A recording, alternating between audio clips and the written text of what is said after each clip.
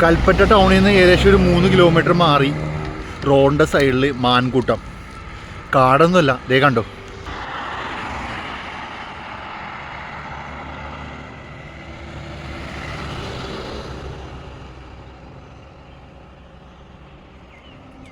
അത്ഭുതപ്പെടാനൊന്നുമില്ല. കേരളത്തിൽ ഇപ്പോൾ നാട്ടിൻപുറങ്ങളിൽ ഏത് മൃഗത്തെ വേണമെങ്കിൽ കാണാനുള്ളൊരു സാഹചര്യത്തിലൂടെ കടന്നു പോകുന്നത്. ഞാനിപ്പോൾ ഉള്ളത് വയനാടാണ്. പക്ഷേ വയനാട് വന്നത് പാലക്കാട് നിന്നാണ്. പാലക്കാട് ഞാൻ വാടകയ്ക്ക് താമസിക്കുന്ന കാവശ്ശേരിയിൽ നിന്ന് ഒരു വെളുപ്പിന് 4 മണിക്ക് ഇറങ്ങി. പൂരാക്കൂരി ഇരുട്ടായിരുന്നു.